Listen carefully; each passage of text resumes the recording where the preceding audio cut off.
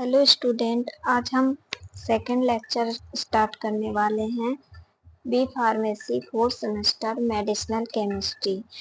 पहले लेक्चर में हमने इंट्रोडक्शन एंड हिस्ट्री कर ली थी, हिस्ट्री ऑफ मेडिसिनल केमिस्ट्री कर लिया था। सेकंड लेक्चर में हम करने जा रहे हैं physicochemical properties and to related biological action. इसके अंदर हमारे क्या आते हैं, आयोनाइजेशन आता है, सॉल्युबिलिटी आती है, पार्टीशन कोफिशिएंट आता है एंड हाइड्रोजन बॉन्डिंग आती है, protein bonding, chelation, bio isosterism, optical and geometric isosterism. इसमें हम ये जो हमारा सेकेंड लेक्चर है, इसमें हम total 4 physico chemical property cover करेंगे। देन थर्ड लेक्चर में हम other physico chemical property cover करेंगे। तो देखते हैं कि फिजिको केमिकल प्रॉपर्टी होती क्या है।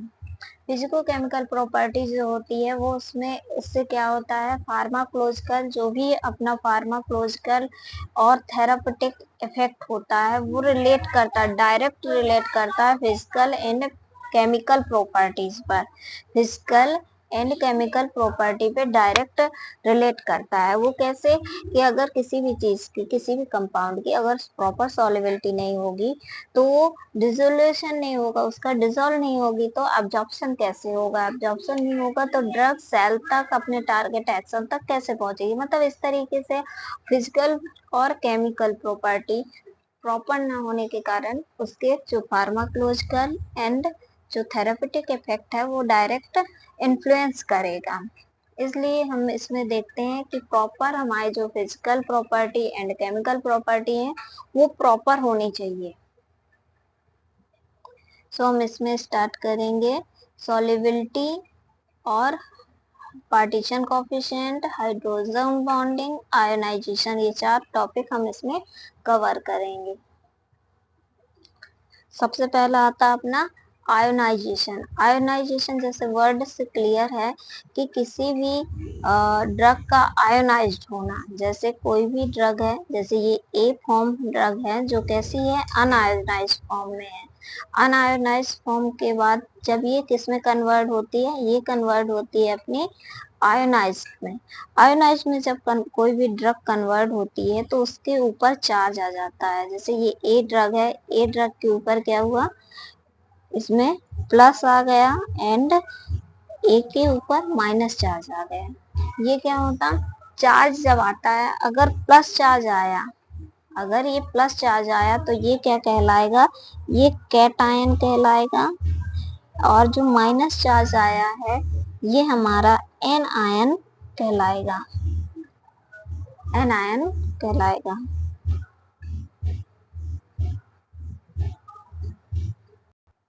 एन आयन में माइनस पे एन आयन चार्ज आ जाता है।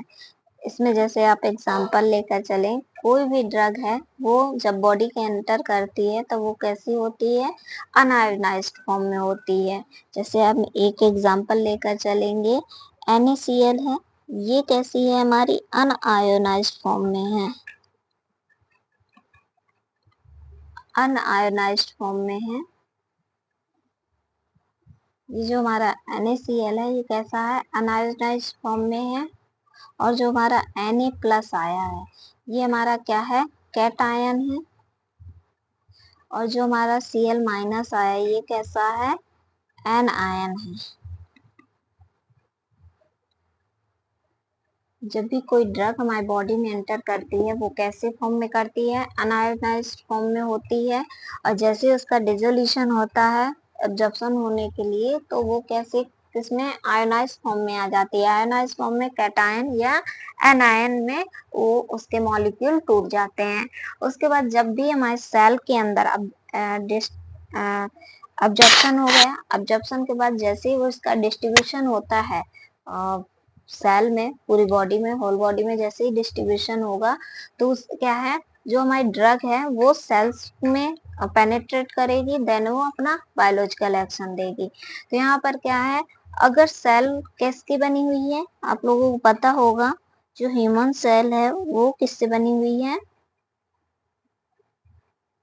किससे बनी हुई है? फॉस्फोलिपिड से।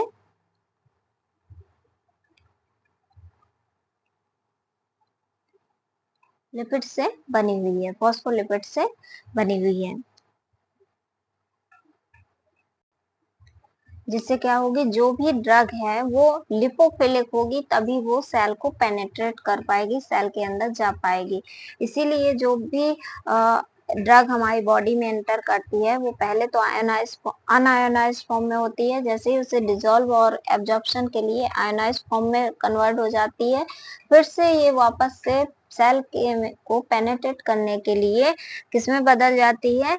अनआयोनाइज फॉर्म में आ जाती है। तो इसमें क्या है, जो भी हमारे यहाँ इलेक्ट्रोनेगेटिव है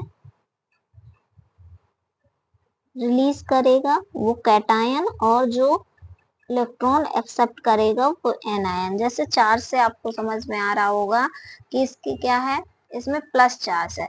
जब कोई डोनेट करता है अपना इलेक्ट्रॉन तभी उसके ऊपर प्लस चार्ज आता है, तो वो क्या है, धनी है ना, इसमें क्या है, प्लस आयन आया। और जो भी हमारी ड्रग है वो कैसी है, अगर वो नेगेटिव चार्ज में है, मतलब वो क्या है, उसने इलेक्ट्रॉन लिया है, एक्सेप्ट किया है, इसीलिए वो क्या है, रेडी है, मतलब उसके कैसा चार्ज है, इलेक्ट्रॉन नेगेटिव चार्ज है। आगे देखते हैं, रिलेटेड टू बायोलॉजिकल एक्शन। हम इसमें देखेंगे कि जो भी क्या क्या चीजें हैं जो बायोलॉजिकल एक्शन इससे रिलेट करती है। ये इम्पोर्टेंट रोल प्ले कर रहा है किसमें, pharmacokinetic, ADME, absorption, distribution, metabolism and excretion.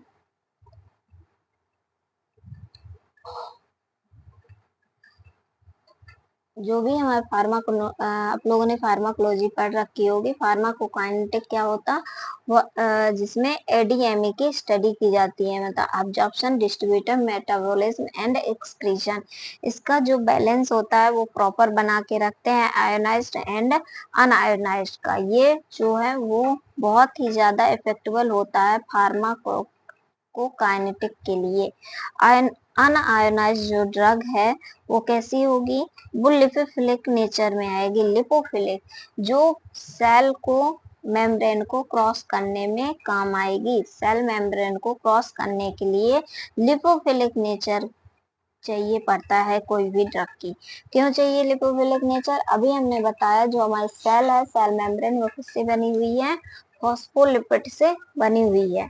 तो उसके लिए कैसी हमें ड्रग कैसी चाहिए, लिपोफिलिक नेचर की चाहिए है। आयोनाइज्ड ड्रग ये कैसी होती है, हाइड्रोफिलिक ड्रग होती है, जो क्या वाटर में उसकी सॉल्युबिलिटी बेटर होती है, जिससे क्या होता है, और वो डिजोल्व होने के लिए ये नेसेसरी होता है, जरूरी होता है, जिससे क्या है, बाइंडिंग करने में, binding interaction with the receptor. For example के लिए देखेंगे कि जो must be weak acidic and weak base. जो भी ड्रग है हमारी अगर सेम नेचर की है तो क्या है, वो डिसॉल्व हो जाती है। एंड वीक एसिड और वीक बेस क्या होते हैं, जैसे एसिडिक नेचर है तो उसकी आयोनाइजेशन फॉर्म ज्यादा होगा। एसिडिक जितना एसिडिक नेचर होगा उसका वाटर में सॉल्युबिलिटी उतनी ही ज्यादा होती है।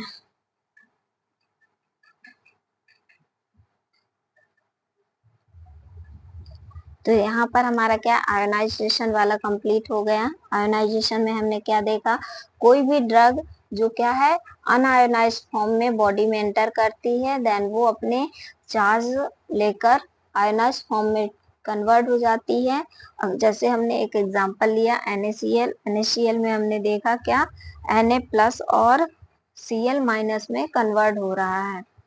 Na को कैटायन और Cl को एनायन बोल रहे हैं। उसके बाद ये क्या है, इससे उसके बाद इसमें बायोलॉजिकल प्रॉपर्टी, बायोलॉजिकल जो एक्शन है वो डायरेक्ट रिलेट करता है। वो किस तरीके से, क्योंकि इसमें फार्माकोकाइनेटिक मतलब absorption, distribution, metabolism and excretion को इफेक्ट करता है, इसमें डायरेक्ट इन्वॉल्व होता है। गुड बैलेंस बनाकर रखता है आयोनाइज्ड एंड अनआयोनाइज्ड का।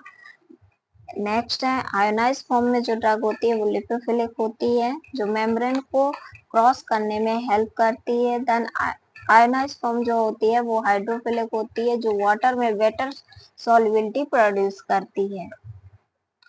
नेक्स्ट हमारा सेकंड नंबर का आता है, क्या आता है, सॉल्युबिलिटी। सेकंड नंबर का हमारा क्या है, सॉल्युबिलिटी। सॉल्युबिलिटी में हम देखेंगे, सॉल्युबिलिटी में क्या है, maximum amount of solute, maximum amount of solute dissolve in 10 ml per gram solvent given temperature and is called solubility। मतलब क्या है, एक कांस्टेंट टेम्परेचर पर, टेम्परेचर हम कांस्टेंट यहाँ रखेंगे, कांस्टेंट टेम्परेचर पर कोई भी सॉल्यूट मॉलिक्यूल, सॉल्यूट क्या होते हैं, जो सॉलिड फॉर्म में होते हैं, कोई भी सॉल्यूट जो क्या है, ये डिसॉल्व हो किसमें, सॉल्वेंट में। जब ये डिसॉल्व होगा उससे क्या, जब वो बनेगा उससे क्या बोलेंगे, सॉल्यूशन। सॉल्यूट,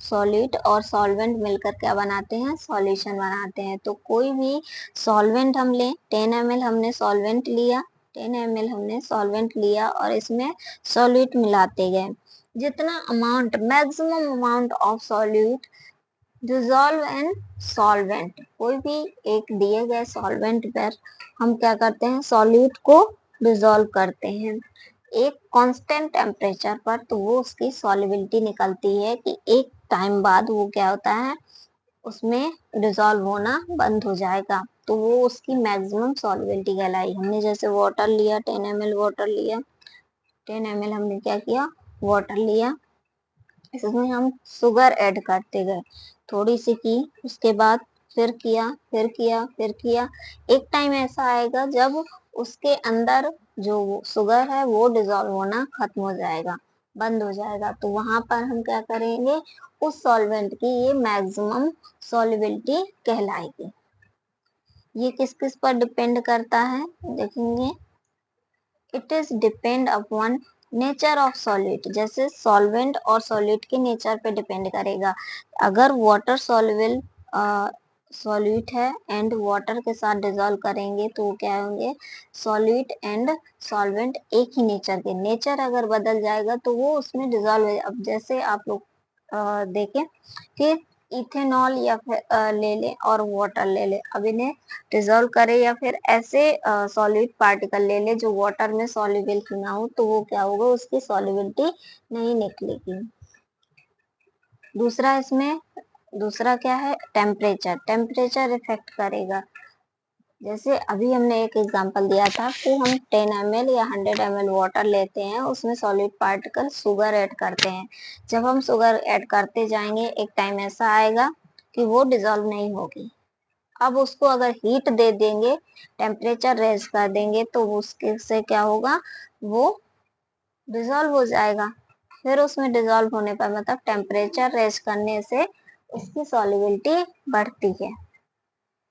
पीएच, पीएच कम करेंगे तो सॉल्युबिलिटी ज्यादा अच्छा इफेक्ट देगी, क्योंकि पीएच, जैसे पीएच स्केल में देखेंगे, अगर वो कम होगा तो वो कैसा आएगा, एसिडिक नेचर आएगा, एसिडिक नेचर आएगा। और एसिडिक में हमने अभी जस्ट उसके पहले बोला था, more acidic more water soluble, अगर एसिडिक नेचर आएगा तो वाटर सॉल्युबिलिटी बढ़ेगी।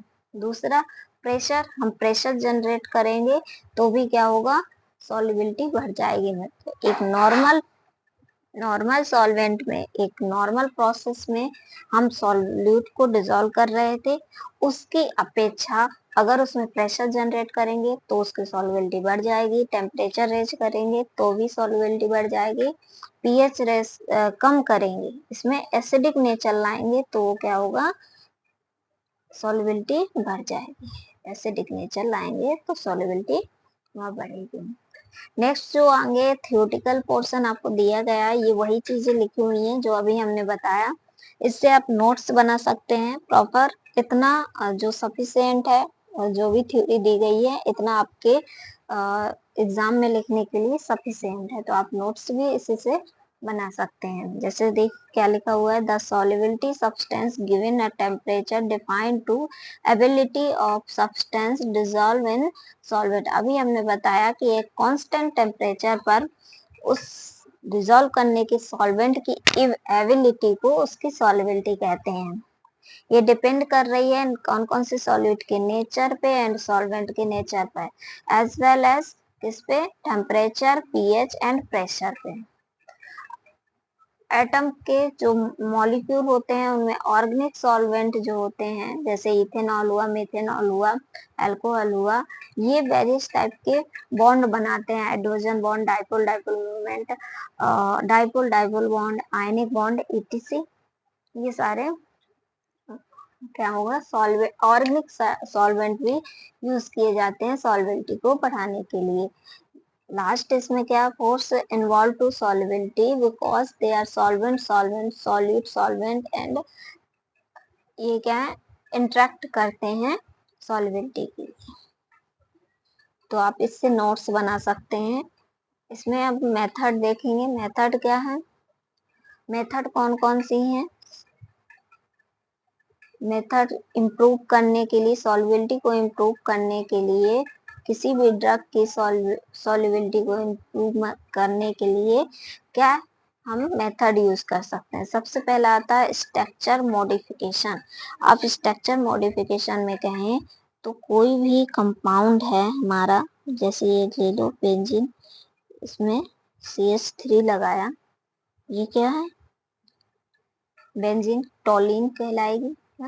तो इसकी सॉल्युबिलिटी देखें तो अगर इसमें क्या हुआ, हम OH ग्रुप ऐड कर दें या COOH ग्रुप लगा दें कहीं पर भी, तो क्या बन जाएगा, हमारा जो भी है ये एसिडिक नेचर पे आ जाएगा।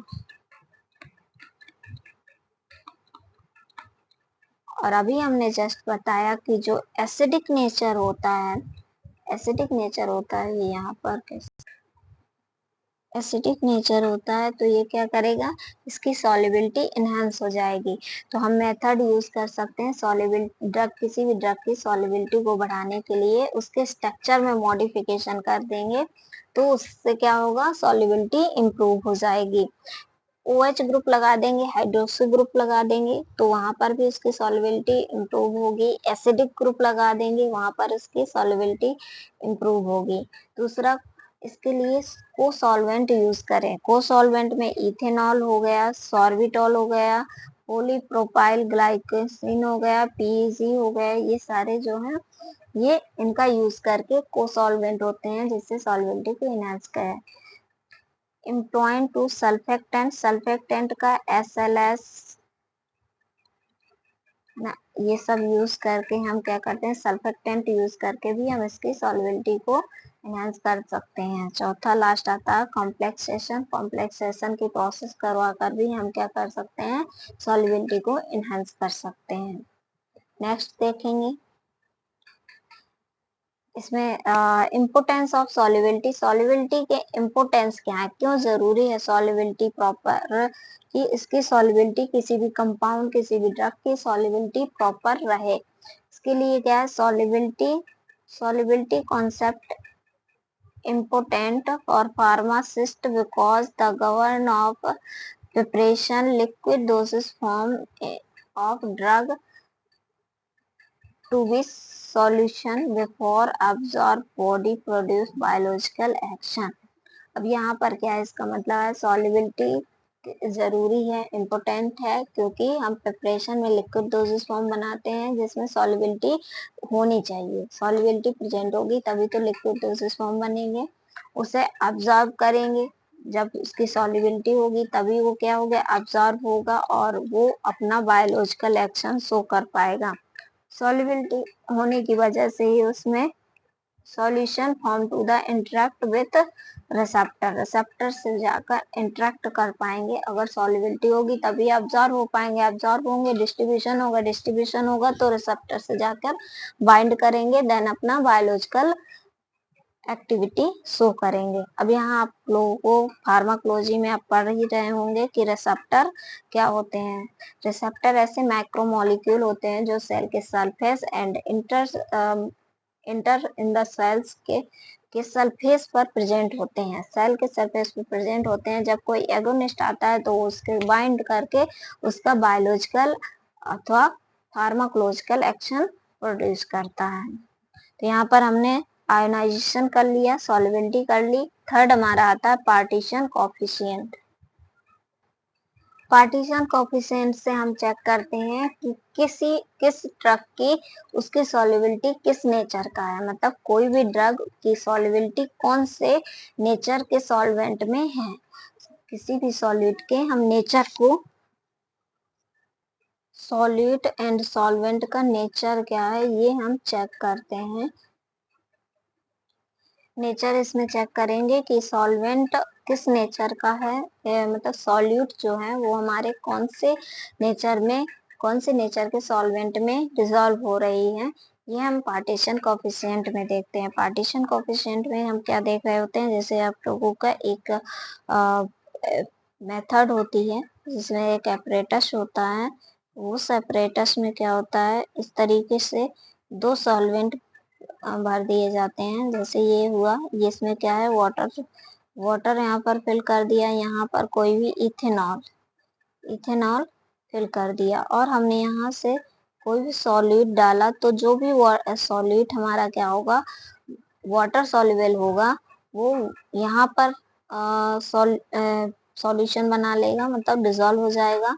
एंड जो इथेनॉल में सॉल्युबल होगा वो यहाँ पर आकर सॉल्यूशन बना लेगा। फिर उसके बाद जितना भी सॉल्वेंट यहाँ पर डिसॉल्व हुआ है एंड जितना सॉल्वेंट हमारा सॉल्यूट यहाँ पार्टिकल यहाँ पर डिसॉल्व हुआ है, उससे क्या करेंगे, हम यहाँ कैलकुलेशन कर लेंगे। ऑक्टेनॉल जो है वो इथेनॉल को दिखा रहा है एंड वाटर, अगर जिसका भी ज्यादा आ जाएगा, मान जिसका ज्यादा आ जाएगा, जिसमें सॉलिड पार्टिकल ज्यादा डिसॉल्व होंगे, वो सॉल्वेंट उस नेचर का है, मतलब उसमें उसकी सॉल्युबिलिटी ज्यादा है। पार्टीशन कोफिशिएंट में हम यही चेक करते हैं कि 2 इमिसिबल लिक्विड लेते हैं, उसमें सॉलिड पार्टिकल डालते हैं और उससे देखते हैं कि उसकी सॉल्युबिलिटी किसमें परफेक्ट है, वाटर में या ऑक्टेनॉल मतलब इथेनॉल में। Partition coefficient, physicochemical parameter influence to the drug transport, drug distribution and drug reach to the action of the site application। मतलब इसका जब तक सॉल्वेंट ही पता नहीं होगा हमें कि किस नेचर का है और हमें किस में इसका सॉल्यूट किस नेचर का है, किसमें ज्यादा सॉल्युबिलिटी देगा, तो हम कैसे उसको पेनिट्रेट करवा पाएंगे, कैसे हम आगे की फॉर्मुलेशन करेंगे, बॉडी में एब्जॉर्प्शन डिस्ट्रीब्यूशन किस टाइप से होगा। इसीलिए यहाँ पर क्या हो रहा है, हम कि जो हमारा पार्टीशन कोफिशिएंट है वो और concentration of drug in octanol, जो हमने ड्रग यहाँ पर डाली है उसका इथेनॉल में कितना कंसंट्रेशन आया, and concentration of drug in water में इसका कितना कंसंट्रेशन रुका। इसके बाद अगर पार्टीशन कोफिशिएंट ज्यादा होगा तो ड्रग जो होगी वो हमारी इथेनॉल सॉल्युबिलिटी ज्यादा देगा, अगर पार्टीशन कोफिशिएंट कम होगा तो वो ड्रग हमारी कैसे देगी, वाटर सॉल्युबिलिटी देगी। इससे आप नोट्स बना सकते हैं, पर्याप्त इसमें डाटा डाला गया है कि आप नोट्स बना सके, स्क्रीनशॉट ले लें एंड इससे अपने जो नोट्स हैं वो प्रिपेयर कर लें, एग्जाम टाइम काम आते हैं। नेक्स्ट देखते हैं, ये देखो इसमें स्ट्रक्चर हमने दिया गया है, लिक्विड एक्स है, लिक्विड वाई है। एक्स जो है अपना ये वाटर हो सकता है, इसे मान लो ये वाटर है और इसे मान लो ये क्या है, इथेनॉल है। अब यहाँ से हमने कोई भी सॉलिड पार्टिकल डाले, अगर इसमें वाटर की सॉल्युबिलिटी ज्यादा होगी तो यहाँ पर कंसंट्रेशन आ जाएगा, और अगर इसके इथेनॉल की ज्यादा होगी वो यहाँ पर ये कंसंट्रेशन आ जाएगा। अब इसके बाद हम P इक्वल टू देखेंगे कि कंसंट्रेशन हमारा कितना है, किसमें, ऑक्टेनॉल मतलब इथेनॉल में, एंड कंसंट्रेशन हमारा कितना है वाटर में। ये चेक करेंगे। अगर पार्टीशन कोफिशिएंट ज़्यादा है मतलब हमारा सॉलिड पार्टिकल जो डिजोल्व हुए हैं किस नेचर में, इथेनॉल में ज़्यादा सॉल्युबिलिटी है। एंड अगर उसका कम आया पार्टीशन कोफिशिएंट तो वाटर में सॉल्युबिलिटी ज़्यादा है।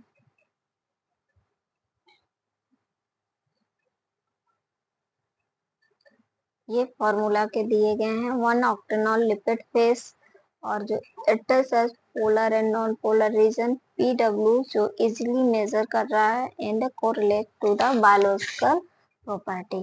फैक्टर का क्या क्या है इसके भी फैक्टर हैं। पीएच है जो अपना पीएच इसको अफेक्ट करेगा। को सॉल्वेंट है उनको यूज करके हम सॉल्युबिलिटी को बढ़ाएंगे। सल्फेक्टेंट और जो कॉम्प्लेक्सेशन है इससे भी हम पार्टीशन कोफिशिएंट को इफेक्ट करेंगे कि सॉल्युबिलिटी इसकी बढ़ सकती है। यहाँ पर हमारा ये पार्टीशन कोफिशिएंट हो गया। उसके बाद हमारा फोर्थ जो है लास्ट टॉपिक इस लेक्चर का वो क्या है, हाइड्रोजन बॉन्डिंग। हाइड्रोजन बॉन्डिंग में देखेंगे इसमें क्या है, हाइड्रोजन बॉन्डिंग जो होती है अपने दो तरीके से होती है। आप देखेंगे कोई भी हाइड्रोजन बॉन्डिंग है special dipole dipole interaction between two the hydrogen atom and polar bond and ये अधिकतर आप लोग कॉमनली पहले ऐसे समझिए। जहां पर हाइड्रोजन बॉन्डिंग होती है वो अधिकतर 3 होते हैं, F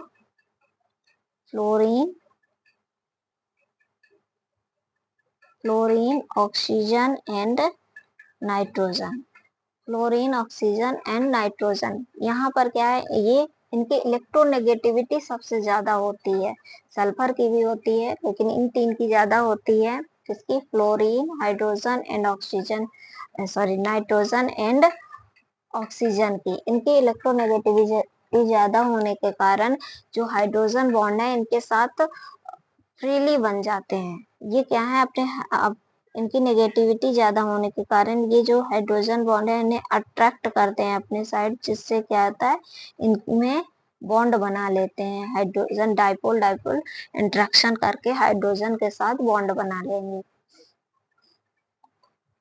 जैसे 2 कंपाउंड है, अब ये इसके टाइप है हाइड्रोजन बॉन्डिंग के क्लासिफिकेशन क्या है, 2 टाइप के हैं हाइड्रोजन बॉन्डिंग। कौन से, इंट्रा मॉलिकुलर और इंटरमॉलिकुलर। इंटरमॉलिकुलर एंड इंट्रामॉलिकुलर 2 टाइप के हमारे हाइड्रोजन बॉन्डिंग है। इंटरमॉलिकुलर जो होते हैं वो इंटर मतलब 2 कंपाउंड के बीच में। अब देखेंगे जैसे ये एक हाइड्रोजन वाटर मॉलिक्यूल है, इससे हमारा एक अलग मॉलिक्यूल बॉन्ड बना रहा है।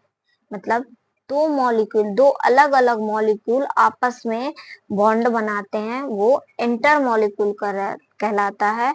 और जो एक ही मॉलिक्यूल के एक ही फॉर्मूला के एक दूसरे से बॉन्ड बनाते हैं वो क्या कहलाता, इंट्रा मॉलिक्यूल। जैसे स्ट्रक्चर से आप देखेंगे इसमें क्या है, 2 वाटर मॉलिक्यूल हैं, ये H2O एंड ये H2O।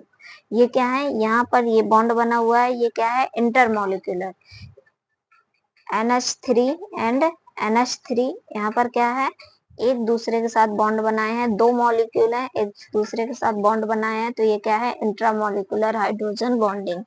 एंड हम इंट्रा में देखेंगे कि एक ही कंपाउंड है वो अपने ही आप में हाइड्रोजन बॉन्डिंग बना रहा है। जैसे सैलिसिलिक एसिड को आप देख रहे हैं, सैलिसिलिक एसिड में क्या है, ये क्या है, अपने ही मॉलिक्यूल के साथ हाइड्रोजन बॉन्डिंग बना रहा है।